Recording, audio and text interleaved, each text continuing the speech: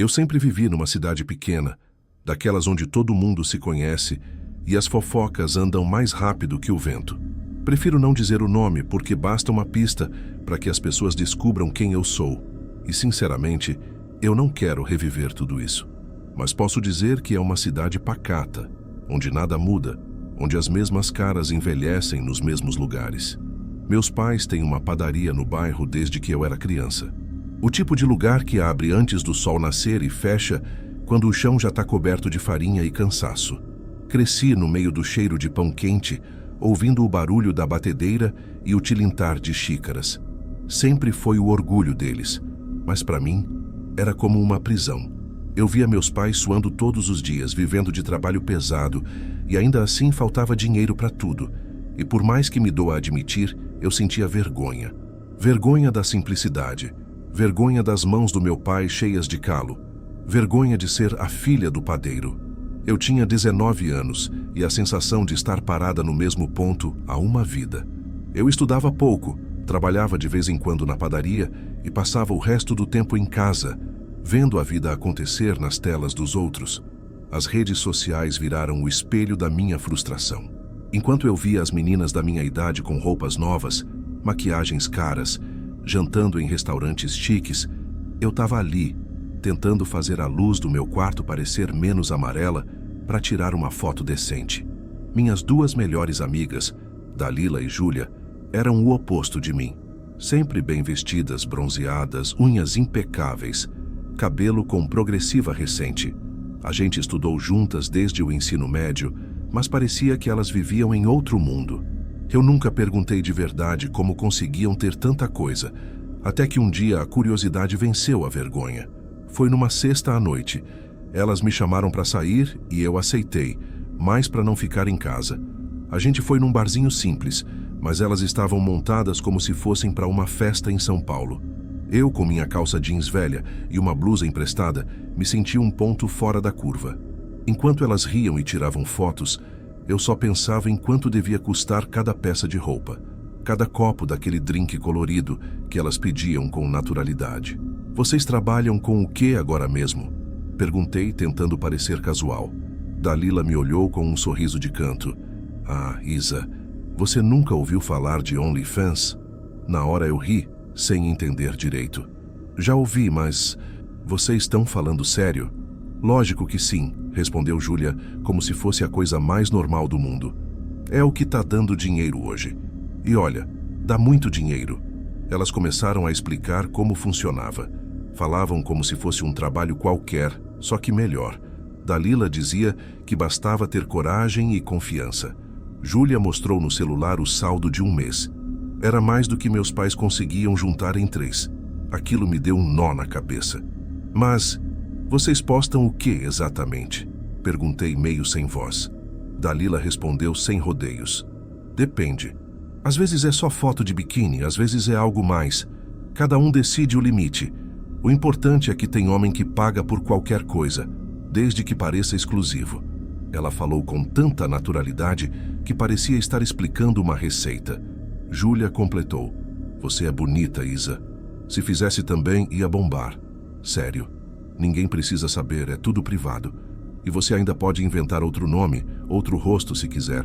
Eu tentei rir, mudar de assunto, mas aquelas palavras ficaram grudadas na minha cabeça. Você é bonita e ia bombar. Eu nunca tinha me achado uma pessoa excepcional, mas sempre gostei do meu rosto. E ouvir que aquilo podia virar dinheiro me pareceu tentador. Naquela noite, quando cheguei em casa, não consegui dormir. Meus pais já estavam deitados, o cheiro de pão ainda pairava na casa. Sentei na cama, peguei o celular e comecei a pesquisar. Como começar no OnlyFans? Como ganhar dinheiro com conteúdo adulto? Vale a pena? Vi vídeos de meninas falando sobre liberdade, empoderamento, independência financeira. Todas pareciam felizes, confiantes, seguras. Nenhuma mencionava o outro lado. Passei horas rolando depoimentos, lendo fóruns, vendo números. Quanto mais eu lia, mais parecia fácil. Criei uma conta só para ver como era o processo. Nome falso, e-mail novo, sem foto nenhuma. Só por curiosidade. Era o que eu dizia a mim mesma. Mas no fundo, eu já sabia que tinha passado da curiosidade. Nos dias seguintes, aquilo começou a dominar meus pensamentos. Eu olhava para o balcão da padaria, via meu pai servindo café para gente que nem agradecia e pensava, eu não quero essa vida. Minha mãe dizia que tudo na vida vinha do esforço, mas eu já estava cansada de me esforçar e continuar no mesmo lugar. Eu queria o atalho que as outras tinham achado. Comecei a imaginar as possibilidades. Comprar minhas próprias roupas, ajudar em casa, sair daquele ciclo e principalmente calar a boca de quem ria de mim. Eu queria que Dalila e Júlia me respeitassem, que me olhassem com inveja pela primeira vez. Numa noite de domingo, fiquei sozinha em casa. Meus pais tinham ido dormir cedo. O ventilador fazia um barulho baixo e a luz do abajur deixava o quarto meio laranja. Peguei o celular e fiquei encarando o aplicativo do OnlyFans. O coração batia rápido, as mãos tremiam. Era só apertar um botão, só isso. Por um momento pensei em desistir. Pensei em como meus pais reagiriam se descobrissem, mas aí lembrei do rosto das minhas amigas, das risadinhas, das piadas disfarçadas. A vergonha virou raiva. Abri a câmera frontal, testei alguns ângulos, tirei uma foto, depois outra. Apaguei todas. Olhei para mim mesma. Maquiagem simples, cabelo solto, olhar inseguro. E pensei, por que não eu? Não publiquei nada naquela noite. Mas a decisão já estava tomada. Fechei o celular, deitei e fiquei olhando o teto, sentindo uma mistura de medo e euforia. No fundo, eu sabia que a partir daquele momento, nada na minha vida ia continuar igual. Na manhã seguinte, eu acordei com a cabeça latejando. A primeira coisa que fiz foi checar o celular, como se alguma coisa tivesse mudado enquanto eu dormia. Nada, claro, só as mesmas notificações de sempre. Grupos de amigas, propaganda e conversa velha. Mas a ideia ainda estava lá, martelando. Eu passei o dia inteiro na padaria ajudando meus pais, mas minha mente estava em outro lugar. Cada cliente que entrava parecia um lembrete de tudo o que eu queria fugir. O som do sino na porta, o cheiro do café, as mesmas piadas dos fregueses de sempre. Tudo aquilo me parecia pequeno demais. Naquela noite, decidi que ia começar de verdade. Sentei na frente do notebook velho e abri a conta que eu tinha criado dias antes. Escolhi um nome falso que soava mais chamativo e comecei a montar o perfil. Escrevi uma bio curta, copiei o formato que vi em outras meninas. Conteúdo exclusivo, autêntico, para quem gosta do real. Demorei para escolher uma foto de perfil. Queria algo que fosse sensual, mas não vulgar. Tirei dezenas, apaguei quase todas. No fim, escolhi uma em que meu rosto quase não aparecia. Só o contorno do corpo, a silhueta na luz fraca do quarto. Quando cliquei em publicar, meu coração disparou. Era como se eu tivesse atravessado uma linha invisível. Nos primeiros dias, quase ninguém via. Eu atualizava a página de hora em hora. Nada de seguidores, nada de curtidas. Aquilo me deixou nervosa, depois irritada. Comecei a passar mais tempo pesquisando o que as outras meninas faziam. Luzes coloridas, fotos com poses provocantes, vídeos curtos, legendas ousadas. Parecia fácil quando elas faziam. Peguei o celular e improvisei um tripé com livros e caixas de sapato. Gravei alguns vídeos curtos, ajustando o tom de voz, tentando parecer confiante. Apaguei quase todos. A cada tentativa, eu me sentia mais exposta, mas também mais determinada. Depois de 3 dias, o primeiro seguidor apareceu. Um nome qualquer, sem foto, mas pagou a assinatura. Eu fiquei olhando aquela notificação como se tivesse ganhado um prêmio. Foi a primeira vez em muito tempo que senti que alguém estava me vendo. Respondi uma mensagem dele, só um oi. Ele respondeu na hora. Conversamos pouco, nada demais, mas eu fiquei eufórica. No dia seguinte, mais 2 apareceram. Tá funcionando, pensei. Durante a semana, o número subiu devagar. 7 assinantes, depois 10. Mas o dinheiro ainda era pouco, bem menos do que as promessas que eu tinha visto. Eu tentava disfarçar a frustração, mas me sentia enganada. Parecia que tinha algo errado comigo. Eu comparava minhas fotos com as das outras meninas e tudo o que via eram defeitos. O cabelo que não ficava bom, o quarto pequeno, o celular ruim. Passei a me olhar no espelho e procurar o que precisava melhorar. A cada dia, eu me desmontava um pouco mais. Dalila e Júlia continuavam se gabando. Falavam de assinantes ricos, de viagens, de mimos. Quando eu comentei que ainda não estava ganhando quase nada, Dalila riu. Ah, Isa, é porque você está sendo boazinha demais. Os caras gostam de provocação. Tem que vender fantasia, entende? Júlia completou. E conversa, viu?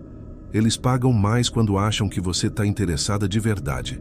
A ideia de conversar com desconhecidos me dava enjoo, mas ao mesmo tempo eu queria que desse certo.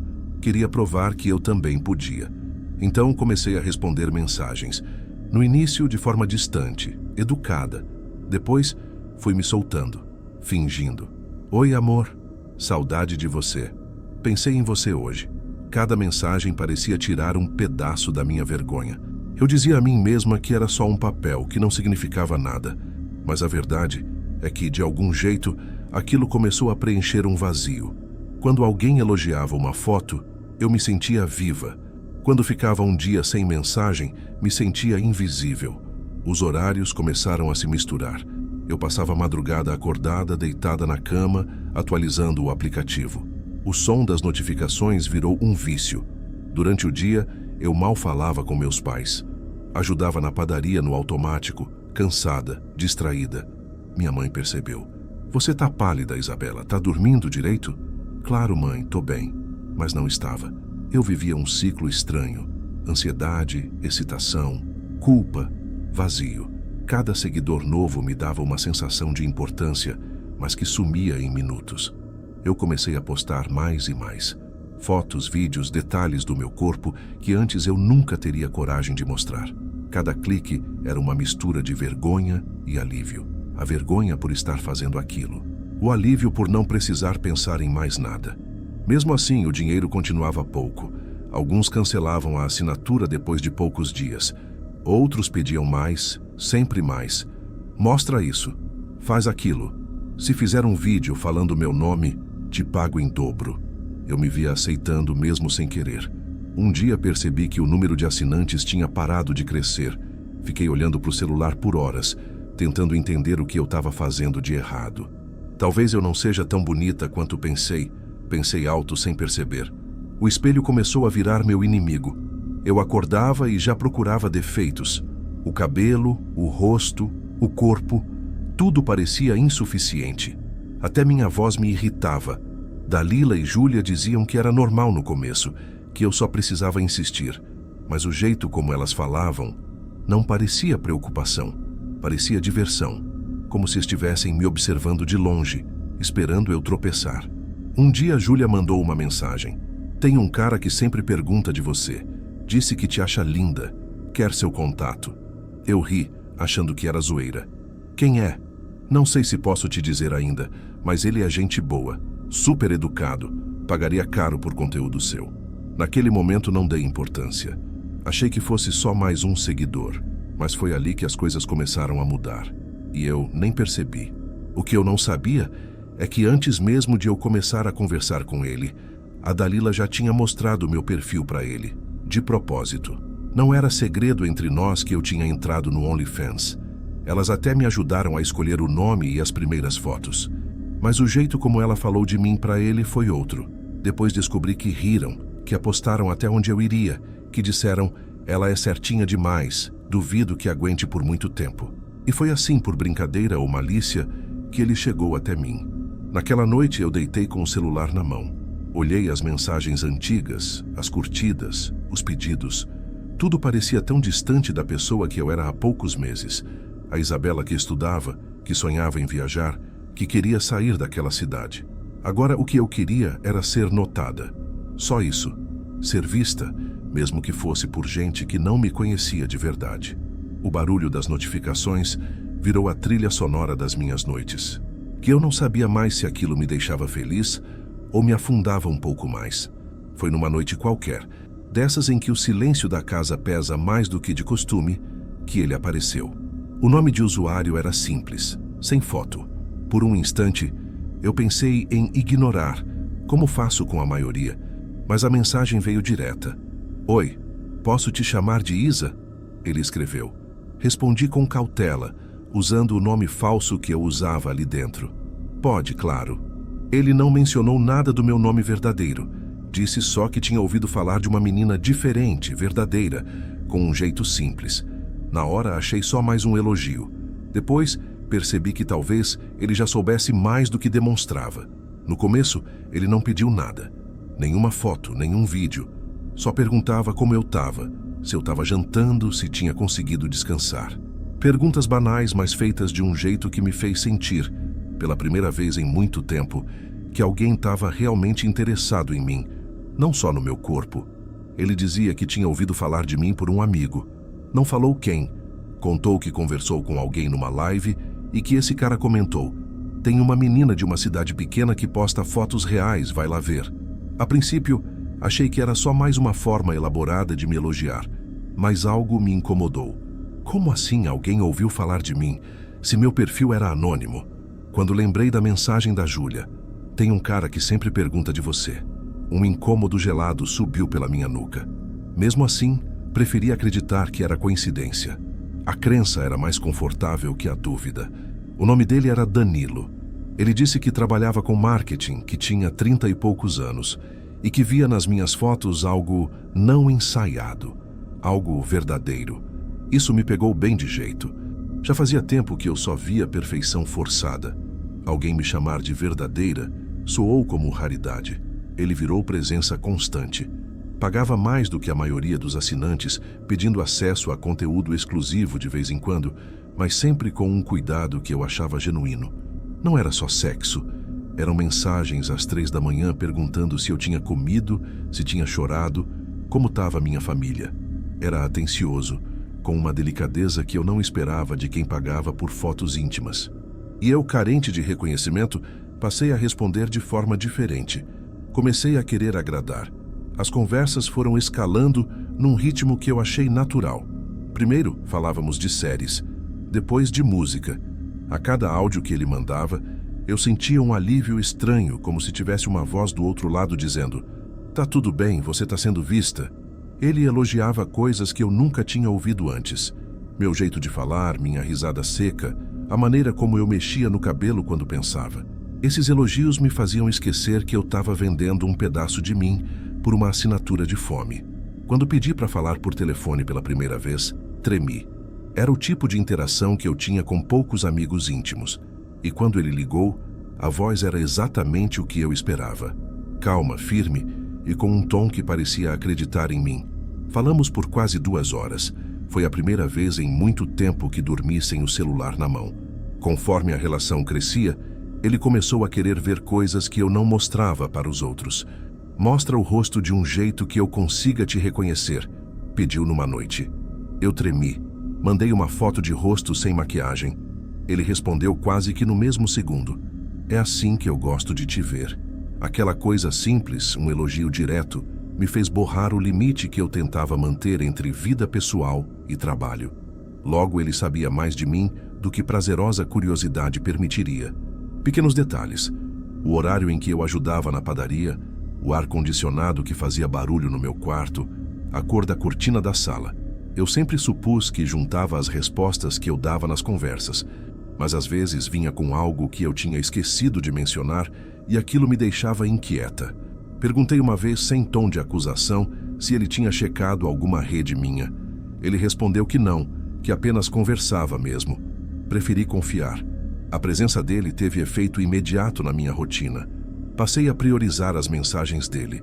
Se demorava para responder, ele sumia por um tempo, e eu sentia um aperto no peito, uma sensação de abandono que me fazia correr para abrir o chat e justificativas.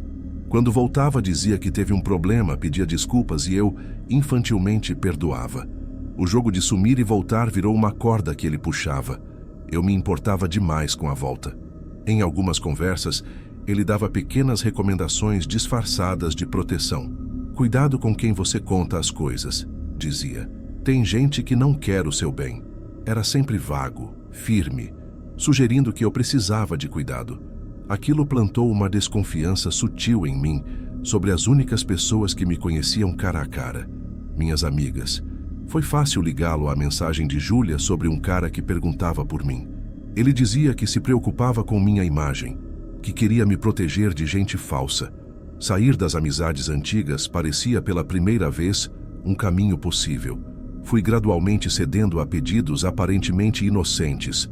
Um vídeo de 5 minutos rindo, um áudio mais íntimo, uma mensagem onde eu agradecia por ele me achar diferente. Tudo isso me fazia sentir especial. E mais perigoso ainda, me fazia dependente. Quando ele faltava, as horas viravam dias. Passei a medir meu valor pelo tempo que gente desconhecida passava me escrevendo. Com o tempo, comecei a discutir menos com ele sobre limites. Queria agradar. Dizia sim quando ele pedia algo mais ousado. Dizia sim quando ele sugeria que eu fosse mais autêntica na câmera. A desculpa era sempre a mesma. As pessoas pagam por presença, por exclusividade. Ele me lembrava que eu podia escolher os limites, que eu controlava tudo, e eu acreditava nisso. A sensação de ter esse comando falso me deixava segura.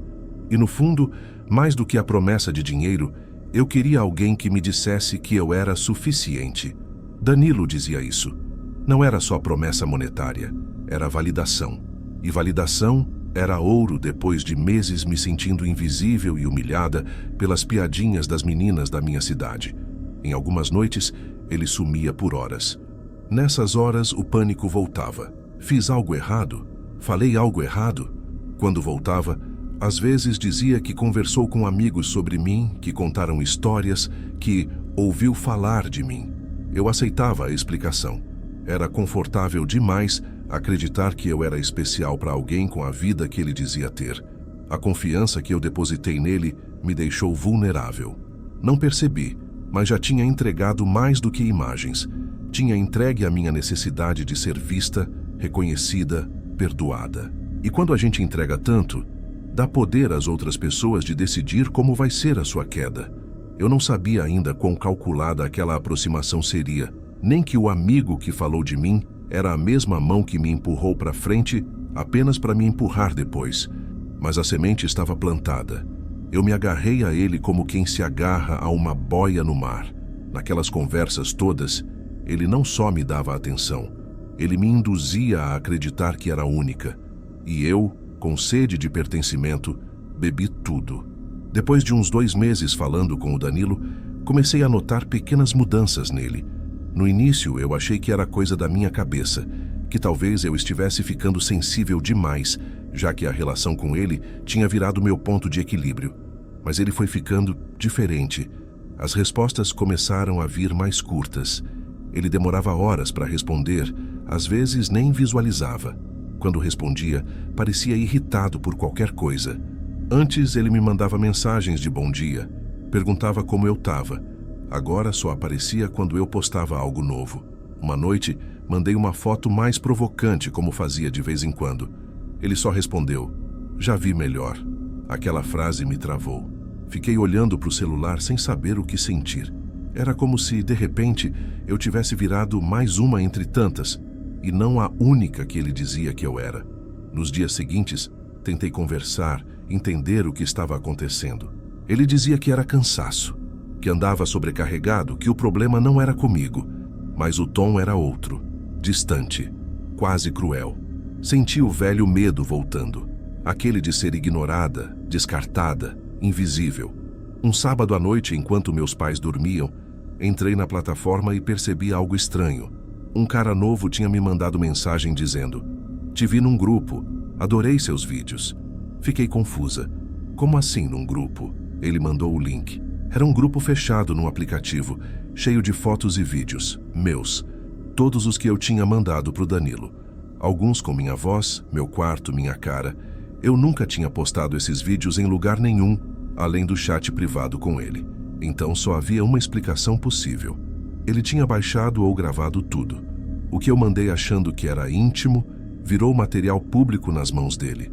Meu coração começou a bater forte. A visão turvou. Cliquei no link com a mão tremendo. As legendas eram cruéis. Garota da padaria. A Isabela do Only. Gente comentando, rindo, marcando conhecidos. Em segundos, percebi que aquilo tinha vazado para fora do site e que eu não tinha controle de nada mais. Tentei respirar, mas o ar parecia grosso. Meu corpo inteiro tremia e eu não sabia o que fazer. Corri para deletar o perfil, apagar tudo, mas já era tarde. As imagens estavam em todo lugar. Fiquei acordada a noite inteira, sem conseguir pensar direito. De manhã mandei mensagem para o Danilo. Você compartilhou alguma coisa minha? Ele demorou para responder. Claro que não. Que pergunta é essa? Tem vídeo meu rodando em grupo, Danilo. Eu reconheci. Eram os que eu mandei para você. Ele respondeu depois de alguns minutos. Você deve ter sido hackeada. Ou alguém te gravou. A culpa não é minha. A culpa não é minha. Li e reli essa frase, sentindo o estômago embrulhar. A forma fria com que ele escreveu, sem nenhum sinal de preocupação, sem nenhuma tentativa de consolar. Só negação. Passei o resto do dia em estado de choque. Não conseguia sair da cama, não conseguia comer. Minha cabeça rodava. Como ele podia ter feito isso? Por quê? As mensagens começaram a chegar. Gente rindo, homens pedindo mais, conhecidos, perguntando se era real. Quando o desespero passou um pouco, decidi procurar saber mais sobre ele. Entrei nas redes sociais. Pesquisei o nome Danilo junto de detalhes que ele já tinha me contado. O emprego, a cidade onde dizia morar, até o modelo do carro que ele uma vez comentou. Depois de uns 40 minutos, encontrei. A foto era dele. O mesmo rosto, o mesmo sorriso. Mas o que me fez gelar não foi isso. Foi ver quem o seguia. Dalila. E mais abaixo, fotos antigas dos dois juntos. Abraçados, em viagens, beijando. Eu precisei me apoiar na mesa para não cair. Lá estava a resposta. O cara com quem eu tinha me envolvido, para quem eu mandei tudo, era o ex da Dalila. Minhas mãos tremiam tanto que mal consegui tirar print. A mente corria num turbilhão. As risadas das minhas amigas, os comentários sobre gente que não quer o seu bem, o jeito como Júlia tinha falado dele lá no início, como se estivesse testando o terreno, tudo fazia sentido agora. Mandei mensagem para Dalila. Você conhece o Danilo? Ela visualizou, ficou alguns minutos online e respondeu. Conheço. Por quê? Você sabia que eu estava conversando com ele? Ele comentou sim. Mas achei que você soubesse que a gente já teve um lance. Que coisa, né? O tom leve da mensagem me deu enjoo. Era um deboche cruel. Você tá por trás disso, né? Escrevi. Ela só mandou um emoji rindo. Eu tremia de raiva, tentando entender até onde ia a crueldade daquilo. Um dia, recebi mensagem de um número desconhecido. Isa, não me envolve nisso, mas achei que você devia saber. Era uma moça que tinha estudado comigo e trabalhava numa loja da cidade grande. Disse que tinha sido adicionada num grupo por engano e reconheceu meu nome lá dentro. Mandou 3 prints. Eram conversas de um grupo entre a Dalila, a Júlia e mais 2 caras que eu não conhecia. Nas mensagens elas riam de mim. Dalila mandava o link do meu perfil e escrevia: olha a Isabela querendo ser famosa, ela se acha a influencer de peitinho. Aposto que cai fácil. Logo depois, Júlia respondeu com um emoji de risada e o nome de Danilo. Mostra pra ele, vai adorar esse tipo de menina que se acha demais. Eu precisei reler aquilo umas 10 vezes. As palavras queimavam.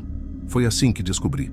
Não por boato, nem por desconfiança, mas com provas preto no branco. Elas realmente tinham me mostrado pra ele, tinham rido, tinham apostado entre si até onde eu iria, e ele entrou na brincadeira. Se aproximou, ganhou minha confiança, me fez abrir tudo, para depois entregar as fotos de bandeja. A raiva se misturou com uma vergonha tão grande que parecia física. Eu não conseguia olhar para mim no espelho. Senti o corpo inteiro queimando, como se cada parte minha tivesse sido arrancada e exposta. No dia seguinte, começaram os olhares na rua. As pessoas cochichavam, riam. Na padaria onde meus pais trabalhavam, ouvi um grupo de rapazes rindo e um deles dizendo: será que ela faz entrega junto com o pão? Meu pai olhou para ele sem entender. E eu só queria sumir. Minha mãe percebeu que eu estava estranha. Perguntou se tinha acontecido alguma coisa. Eu disse que não, mas ela notou. Mãe sempre nota. Quando finalmente ela soube, porque não tem como esconder esse tipo de coisa numa cidade pequena, ela chorou. Chorou de vergonha, de dor, de raiva. E meu pai não disse nada. Aquele silêncio dele foi o que mais doeu. Naquela noite ele bateu de leve na porta do meu quarto. Eu achei que fosse brigar, mas só disse, com a voz embargada: a gente te ama, tá? E foi embora antes que eu conseguisse responder.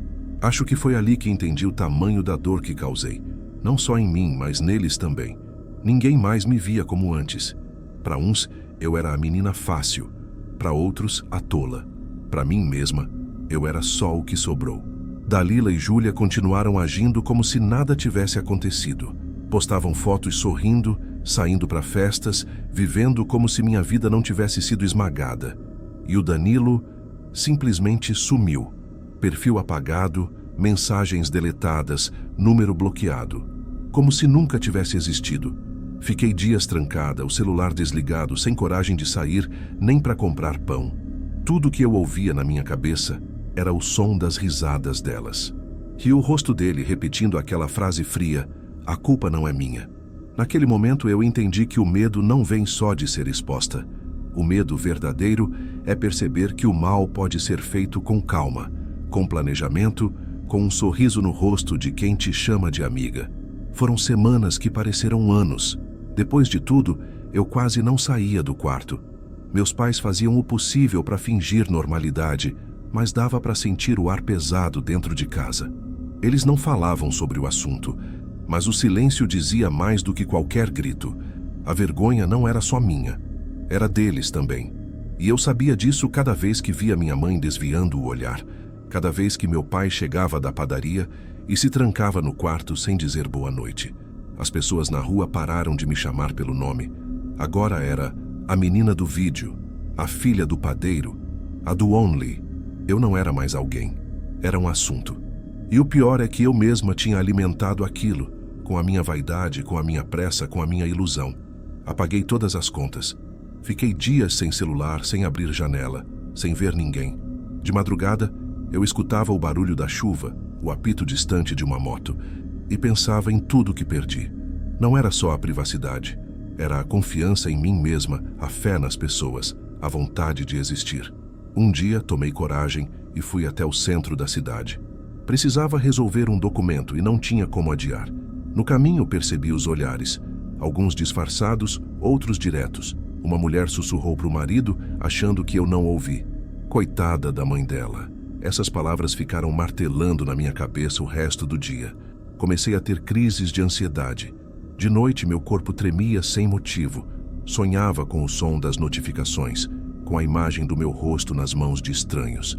Tentei fazer terapia no posto, mas a psicóloga olhava para mim com pena. Pena é uma coisa que machuca quase tanto quanto o desprezo. Eu já quase não pensava mais nelas, mas às vezes lembrava dos risos, das fotos postadas, da vida que pareciam levar. Tentava entender por que tinham feito aquilo comigo, se era inveja, diversão ou simples crueldade. Foi nesse estado de dúvida que recebi uma mensagem inesperada. Foi numa dessas semanas que descobri o resto. Um ex-colega da escola me chamou no privado, dizendo que tinha trabalhado num bar onde Dalila e Júlia costumavam ir. Disse que ouvia conversas, risadas, e que as duas não só continuavam no OnlyFans, como também faziam programas com homens mais velhos. Que o dinheiro delas nunca veio só das fotos, que boa parte daquela vida de luxo era mentira, fachada para esconder o que realmente sustentava tudo. Na hora, só senti raiva. Uma raiva que queimava, misturada com nojo. Mas com o passar dos dias, quando o choque foi virando cansaço, veio também uma pontinha de compaixão. Percebi que talvez elas também estivessem presas, só que em armadilhas diferentes das minhas, só que escolheram me usar para aliviar as próprias inseguranças. Talvez me odiassem por eu ser o espelho que elas evitavam olhar. Talvez queriam ver alguém se afundar para se sentirem melhores. Mas o motivo já nem importava mais. O estrago estava feito. Eu tentei pensar em denunciar, em ir atrás. Mas toda vez que cogitava, algo me paralisava. O medo de me expor de novo, de ouvir "Ah, mas você que mandou", era maior do que qualquer desejo de justiça. Porque no fim, ninguém liga para como começou. Só apontam o dedo para quem caiu. A vida seguiu de algum jeito. Voltei a ajudar meus pais na padaria, mas calada, evitando encarar as pessoas. Alguns clientes ainda me tratavam bem, fingindo não saber. Outros riam baixinho. Aprendi a suportar, a fingir que não ouvia, a engolir o nó na garganta e seguir. Teve um dia, meses depois, que encontrei a Júlia no mercado. Ela fingiu surpresa, como se nada tivesse acontecido. Você sumiu, Isa. Tá tudo bem? A voz dela era doce, ensaiada. Eu olhei nos olhos dela e não respondi. Só dei um sorriso vazio e passei direto. A sensação foi estranha. Não era mais raiva, era indiferença. Acho que naquele momento percebi que elas já não tinham poder nenhum sobre mim. O Danilo nunca mais deu sinal de vida. O perfil desapareceu e qualquer rastro dele nas redes parecia apagado. Mas às vezes, eu ainda sonho com ele. Tem dias que acordo achando que tudo foi um pesadelo. Mas aí lembro dos prints, das mensagens, das risadas, e a realidade me acerta de novo. A cicatriz não tá no corpo, tá na alma. É o tipo de marca que não some nem com o tempo.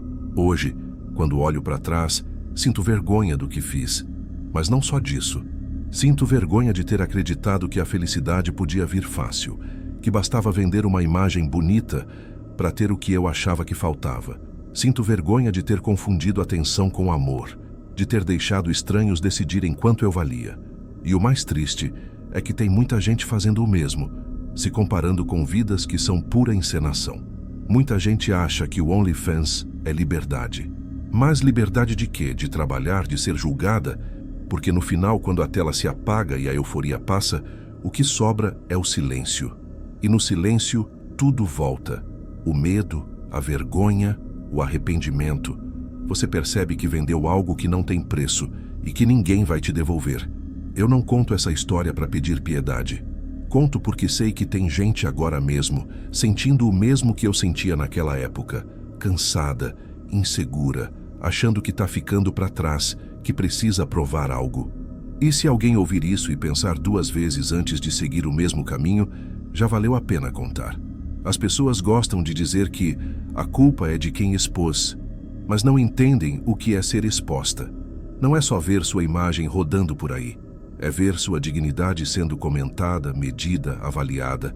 É perder o direito de ser vista como pessoa. É carregar para sempre um nome que não é mais seu. Hoje, aos 21 anos, ainda moro com meus pais. A padaria continua a mesma e eu também. Só que por dentro sou outra. Tenho medo de fotos, medo de atenção. Mas também aprendi que o silêncio pode ser uma forma de sobrevivência. Às vezes me perguntam se eu me arrependo. A resposta é simples. Sim, todos os dias. Mas o que mais dói não é o arrependimento em si. É saber que, se eu tivesse entendido o meu valor antes, talvez não tivesse deixado ninguém me convencer do contrário. Se eu pudesse falar com a menina que eu era, a que achava que precisava provar algo, eu diria só uma coisa: não vale a pena. Nenhum dinheiro paga o preço de perder a própria paz. E por mais que o mundo diga o contrário, você não precisa se mostrar para ser vista.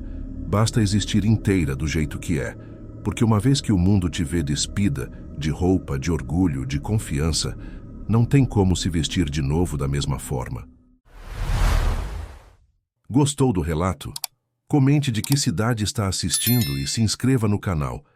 Agora vamos continuar com essas histórias arrepiantes.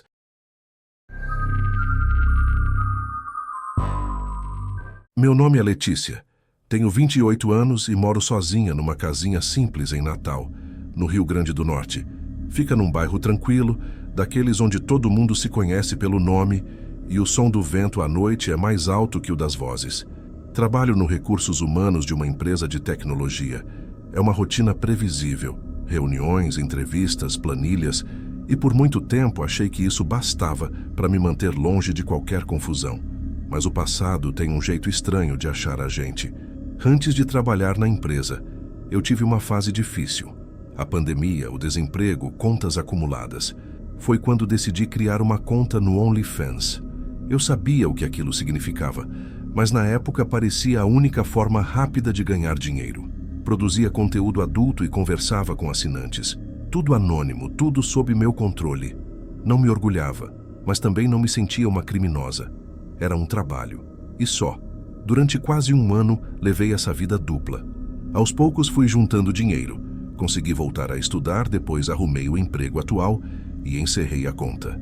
Deletei tudo. Ou pelo menos achei que tinha deletado. Entre os antigos assinantes, havia um que se destacava. Chamava-se Arthur. No começo parecia educado, até gentil demais.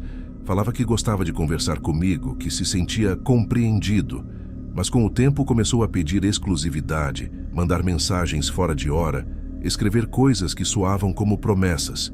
Quando eu disse que ia parar com a plataforma, ele respondeu: "Ninguém desaparece assim de mim." Apaguei a mensagem e nunca mais entrei no site. Meses depois, conheci o Samuel. Foi num churrasco de aniversário de uma amiga. Ele trabalhava com som numa igreja e tinha aquele jeito sereno de quem fala baixo até quando está nervoso. O oposto do tipo de homem que eu costumava atrair. Conversamos a noite toda. No dia seguinte ele me mandou mensagem e desde então nunca mais passamos um dia sem nos falar. Com ele eu me sentia em paz.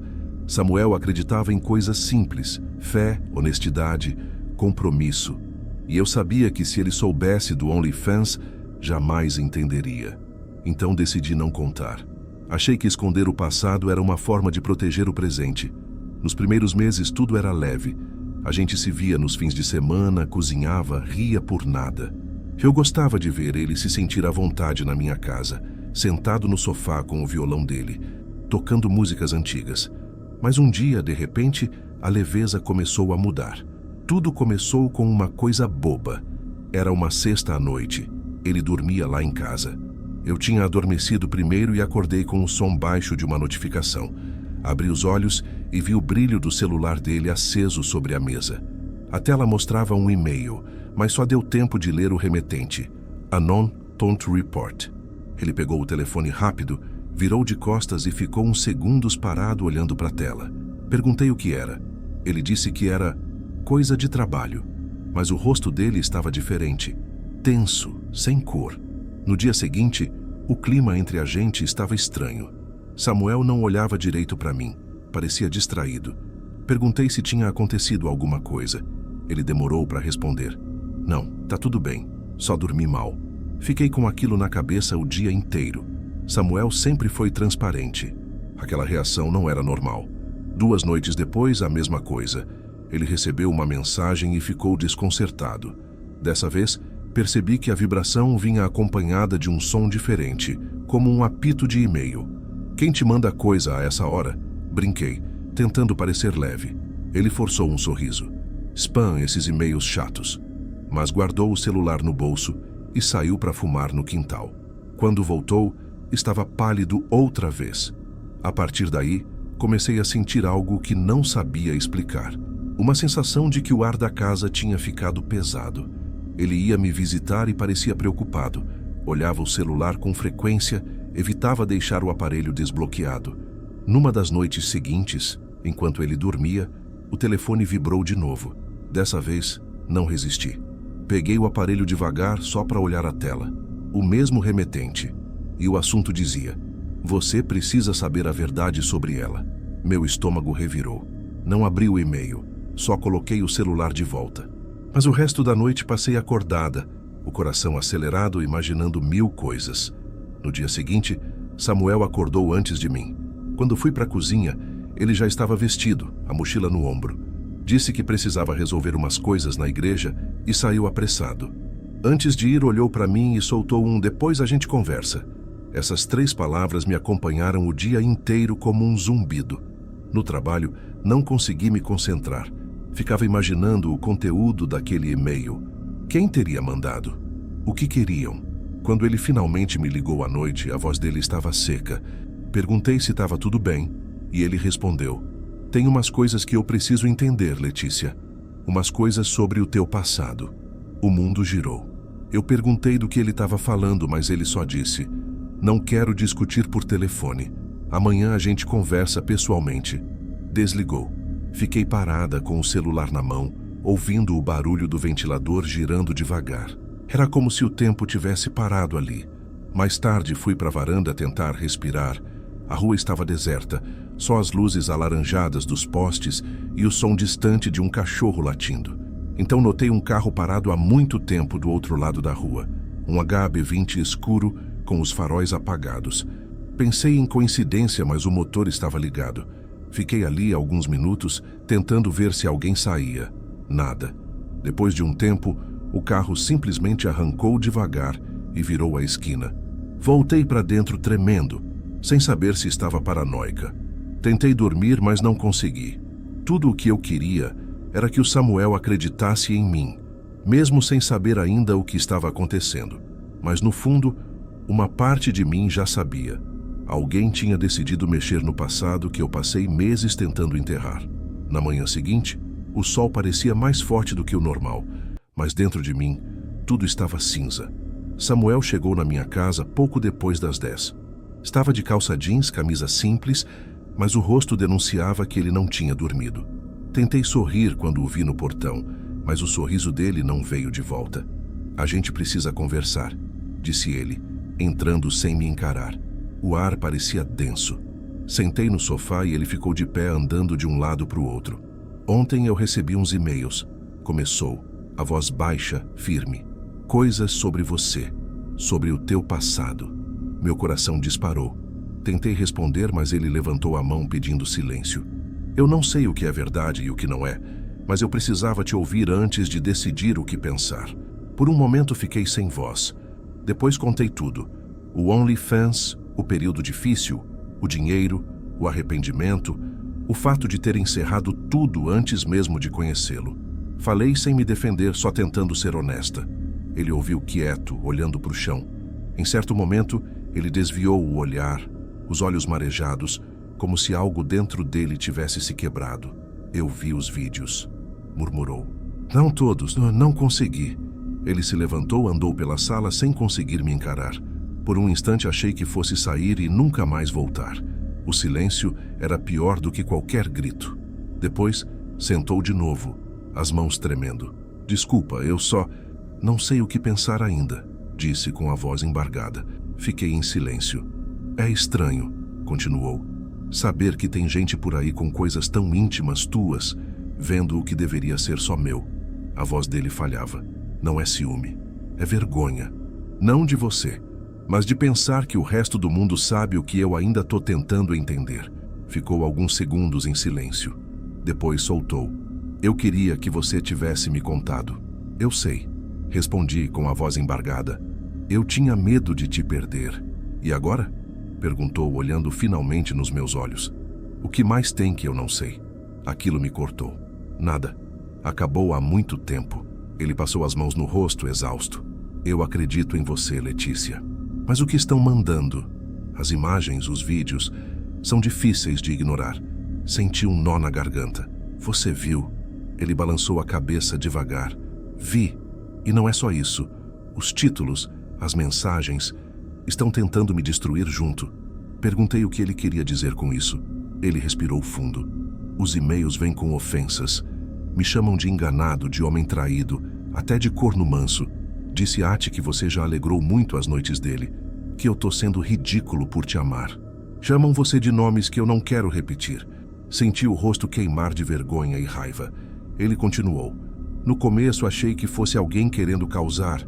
E o pior", ele disse, engolindo seco, "é saber que tem gente rindo disso, que estão compartilhando, comentando, mandando para outros. Samuel, eu tento não imaginar, mas é impossível." Ele olhou para o chão, os punhos cerrados. "Quando vi as miniaturas dos vídeos, parecia que cada uma delas me arrancava um pedaço. E agora mandaram também para o e-mail da igreja. E hoje cedo para o da minha mãe." Meu estômago revirou. Samuel abaixou o olhar. "Ela me ligou chorando.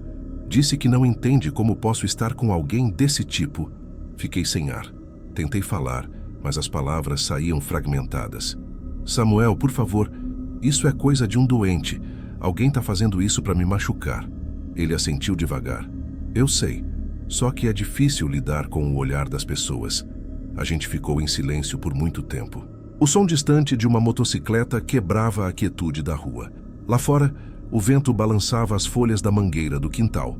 "Eu não quero te perder", ele disse por fim. "Mas também não sei como seguir com tudo isso acontecendo." Senti vontade de chorar, mas me contive. "Me deixa resolver. Eu vou descobrir quem está fazendo isso." Ele passou as mãos no cabelo, cansado.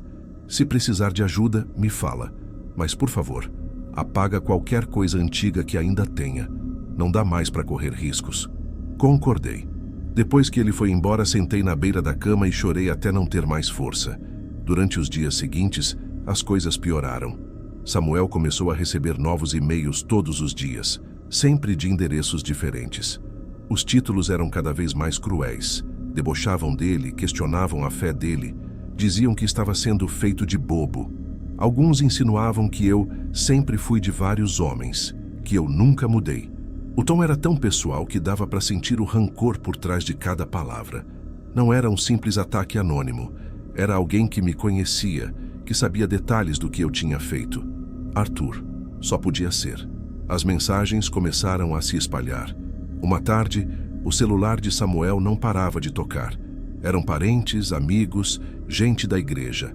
Todos dizendo ter recebido as mesmas mensagens. Alguns perguntando se era verdade, outros só mandando links, chocados. Eu me perguntava como ele tinha conseguido tantos contatos. Depois percebi que durante meses Samuel postava fotos nossas, marcava a igreja, os amigos, até parentes. Bastava alguém obcecado o bastante para juntar tudo.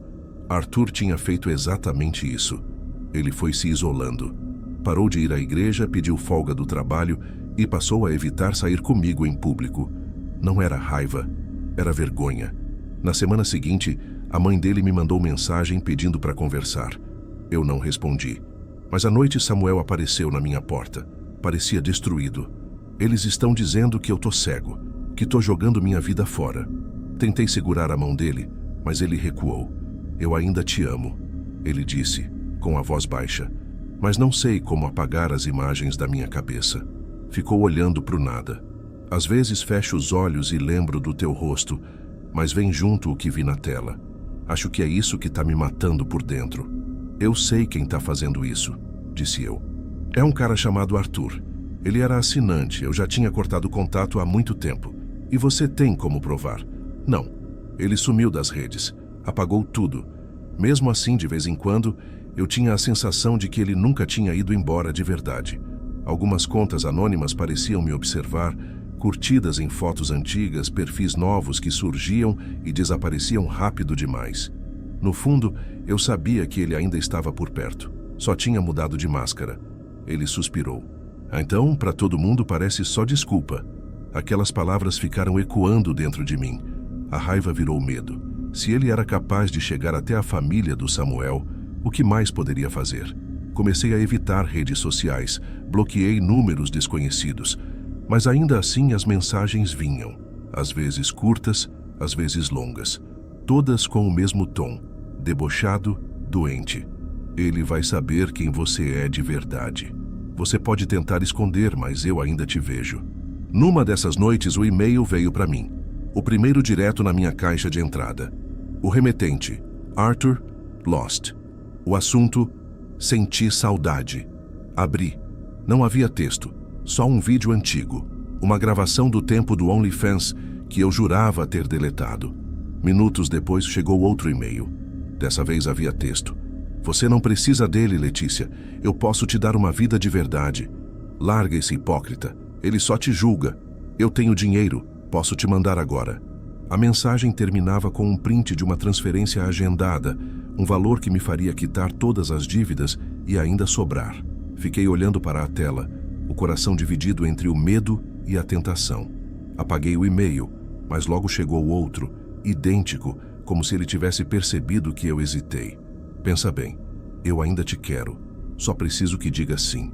Era como se ele quisesse transformar o terror que estava me causando em uma proposta de salvação. E isso era o mais doentio de tudo. Fechei o notebook na hora, com as mãos tremendo. Fiquei olhando em volta da sala, como se ele pudesse estar me observando dali. Passei o resto da noite trancada, sentada no chão da sala, ouvindo cada ruído da casa. O ventilador girava. O cachorro do vizinho latia. E qualquer som parecia suspeito. Arthur continuou escrevendo nas horas seguintes. Em uma das mensagens, dizia que tudo aquilo acabaria se eu terminasse com Samuel. Prometia que deletaria os vídeos, as fotos, os backups. É simples, Letícia. Fica comigo e eu apago tudo. Eu sei cuidar de você melhor do que ele. A cada e-mail, a proposta vinha acompanhada de valores maiores, capturas de tela de contas bancárias, comprovantes. Chegou a oferecer uma quantia absurda. Por um instante, admito, algo dentro de mim vacilou. não por ganância, mas pela exaustão. Eu só queria paz, mas sabia que, se aceitasse, estaria presa para sempre a ele.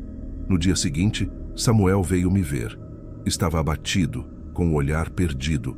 Eles não param, Letícia. Agora mandaram para minha irmã também. Senti o desespero na voz dele.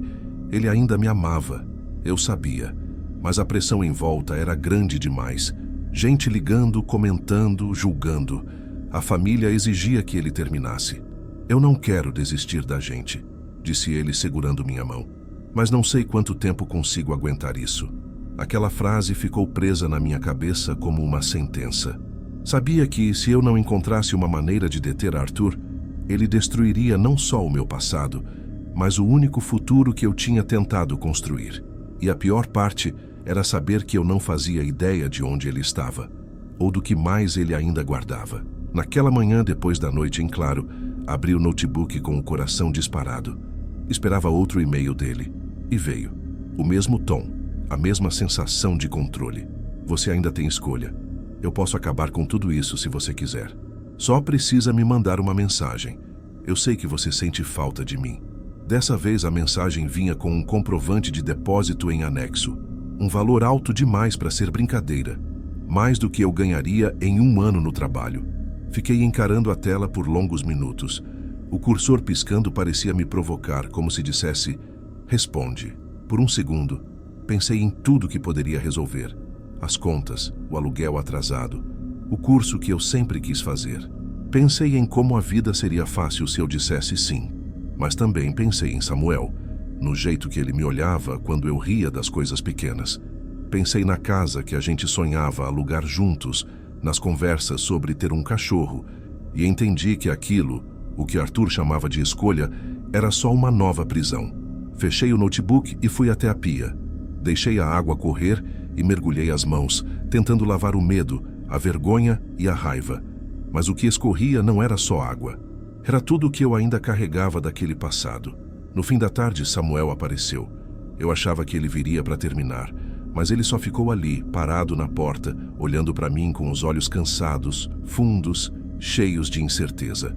A gente precisa decidir o que fazer, ele disse. Sentei no sofá e contei tudo. Mostrei os e-mails, as propostas, o dinheiro, os prints. Falei que por um momento aquilo me balançou, que cheguei a pensar em responder só para acabar com tudo. Ele ouviu em silêncio, o maxilar travado. Quando terminei, ele ficou quieto por tanto tempo que achei que fosse se levantar e ir embora. Mas não. Ele respirou fundo, se aproximou e sentou ao meu lado. Eu não sou perfeito, Letícia. Eu também tenho medo. Mas eu acredito em você. Engoli o choro. Mesmo depois de tudo isso? Principalmente depois, porque vi o quanto você sofreu. E vi que quer deixar isso para trás. Aquelas palavras foram como um alívio e uma dor ao mesmo tempo. Porque eu sabia que ele estava lutando contra tudo. A própria fé, a família, os julgamentos, para me manter ao lado dele. E eu só podia retribuir sendo sincera. Nos dias seguintes, começamos a juntar provas, prints, datas, horários, remetentes. Fizemos boletim de ocorrência, levei tudo à delegacia. Disseram que iam tentar rastrear o IP, mas que podia demorar. Mesmo assim, algo em mim já sabia. Arthur não ia parar até ser confrontado. Naquela noite, estávamos na casa de Samuel quando o celular dele apitou. Era mais um e-mail, mas dessa vez com um endereço. Um bar afastado, onde eu já tinha ido anos atrás, antes de conhecer Samuel. O título dizia apenas: "Vem sozinha, última chance." Samuel olhou para mim e eu entendi o que ele pensou. "Eu vou." "Não," ele respondeu na hora. "Isso pode ser uma armadilha." "Eu sei. Mas ele não vai parar enquanto não conseguir o que quer. A gente combinou que ele ficaria me esperando no carro, a uma quadra do bar. E assim foi. Quando cheguei, o lugar estava quase vazio. Luzes baixas, cheiro de cerveja velha e fritura. Arthur estava sentado num canto, com o mesmo olhar frio que eu lembrava das conversas antigas, uma mistura de posse e desprezo. Usava uma camisa social e um relógio caro, como se quisesse me provar que podia ter tudo. "Eu sabia que você viria", disse ele sorrindo. "Você nunca resistiu a mim." Sentei na frente dele sem responder. "O que você quer de mim, Arthur?" Ele se inclinou para frente. "Quero que você pare de fingir. que assuma que gosta da atenção, que me escolha. Eu posso te dar tudo: carro, casa, viagens, dinheiro não é problema. Pisquei devagar, tentando esconder o tremor nas mãos. Você não entende. Isso acabou. Ele riu. Não para mim. Tirou o celular do bolso e colocou na mesa. Se sair daqui dizendo não, amanhã de manhã todo mundo vai ter acesso a tudo. Cada vídeo, cada foto, até o que você nunca postou. Meu estômago revirou. Por um instante, olhei para o celular, depois para ele. E naquele segundo, percebi que o medo dele não era perder o que tínhamos, era perder o controle. Peguei o próprio celular e o gravei dizendo aquelas palavras.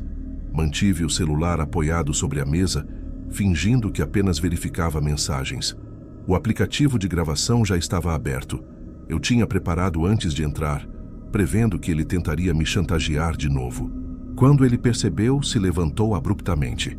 Mas Samuel entrou logo em seguida, chamando a atenção do segurança. Arthur tentou fugir, mas foi contido. A confusão chamou a atenção dos clientes, e o segurança do bar acionou a polícia, que chegou poucos minutos depois. Eu mostrei a gravação ali mesmo, com Arthur gritando que era mentira. Mas as mensagens, os prints e o áudio foram suficientes para que ele fosse levado à delegacia para prestar depoimento. Lá formalizamos a denúncia e entregamos todas as provas. Entregamos a gravação à polícia. As semanas seguintes foram uma mistura de alívio e exaustão. Descobriram que ele vinha usando perfis falsos para espalhar o conteúdo e até contas estrangeiras para mascarar os envios. Foi indiciado por extorsão e perseguição virtual. As autoridades também conseguiram derrubar boa parte do conteúdo que ele havia espalhado. As páginas e links foram removidos, e os arquivos usados como prova foram arquivados junto ao processo. Ainda assim, a sensação de exposição não desapareceu, como se nada na internet pudesse ser apagado de verdade. Foram semanas de idas à delegacia, depoimentos, perícias em e-mails e celulares. Só depois que a equipe de crimes cibernéticos rastreou os IPs e confirmou o vínculo com ele, é que veio o indiciamento formal.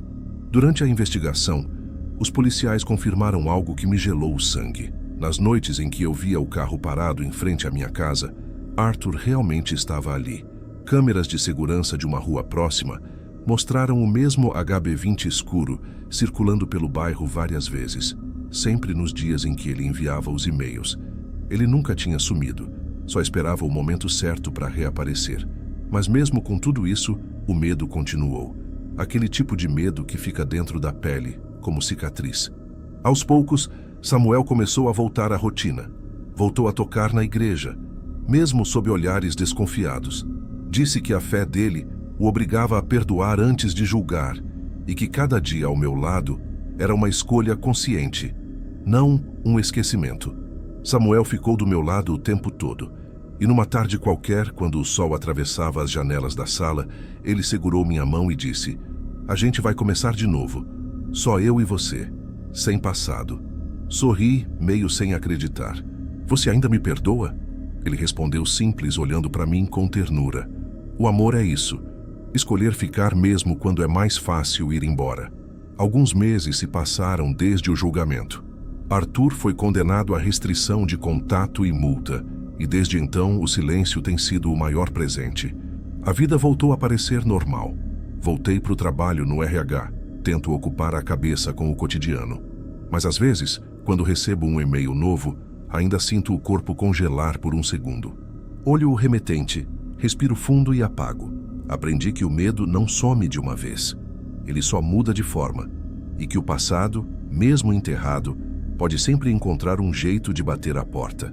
Voltei a fazer terapia e aprendi a contar minha história com minhas próprias palavras. Percebi que, quando a vergonha muda de lugar, de mim para quem fez o mal, o medo começa a perder força. Mas quando Samuel chega em casa e me abraça, eu lembro do que escolhi.